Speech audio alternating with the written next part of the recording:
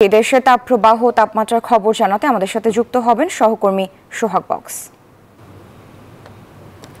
Sir, আপনাকে ধন্যবাদ।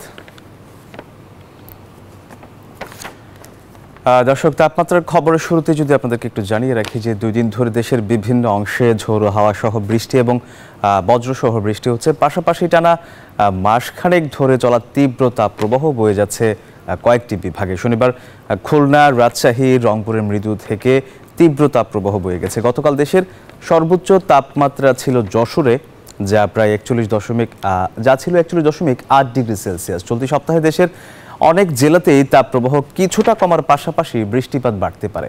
আর আগামী সপ্তাহে দেশের বিভিন্ন স্থানে আবারও তাপপ্রবাহ বয়ে যাওয়ার আশঙ্কা রয়েছে।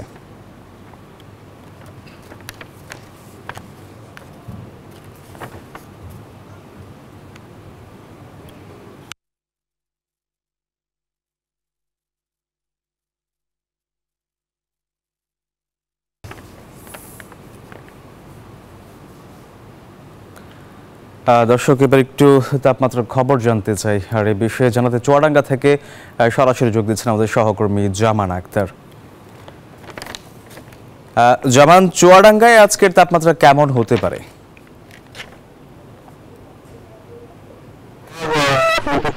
আসলে চুয়াডাঙ্গাতে কিন্তু গত কয়েকদিনে ধাপে ধাপে তাপমাত্রা কিছুটা কমে এসেছে, তবে তাপমাত্রা কমে আসলেও কিন্তু গরমের তীব্রতা চুয়াডাঙ্গাতে কমেনি।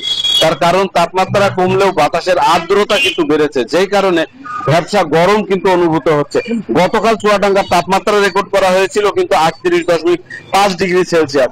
আজকে যেটি আরো কিছুটা কমে আসতে পারে বলে আবহাওয়া অফিস মনে করছে। অন্যদিকে আবহাওয়া অফিস থেকে যেটি জানানো হচ্ছে যে আগামী কাল থেকে কিন্তু চুয়াডাঙ্গাতে বৃষ্টি হওয়ার সম্ভাবনা আছে, সাথে বজ্র হতে পারে। তো চুয়াডাঙ্গাতে যে তাপপ্রবাহ বয়ে চলেছে, এই তাপপ্রবাহের কারণে কিন্তু সাধারণ জনজীবনে এক ধরনের ভোগান্তি নেমে এসেছে। বিশেষ করে খেটে খাওয়া মানুষ, তারা কিন্তু ভোগান্তি পড়ে যাচ্ছেন।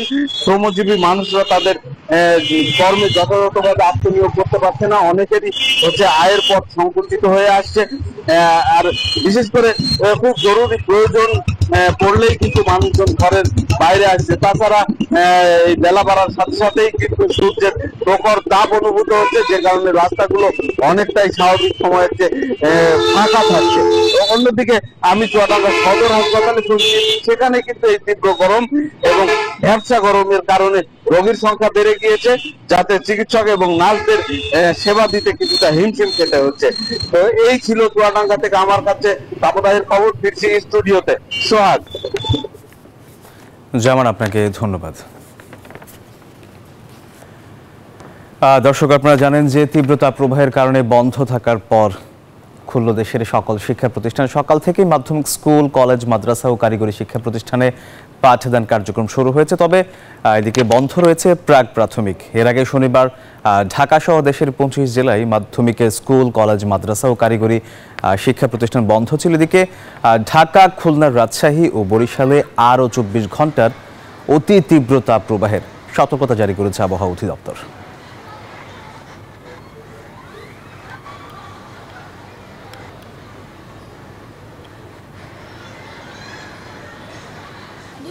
দুইটা যাবে, সাতটা যাবে, রাতেও দেখবে, 10টা? হ্যাঁ পারবে। কথা বল।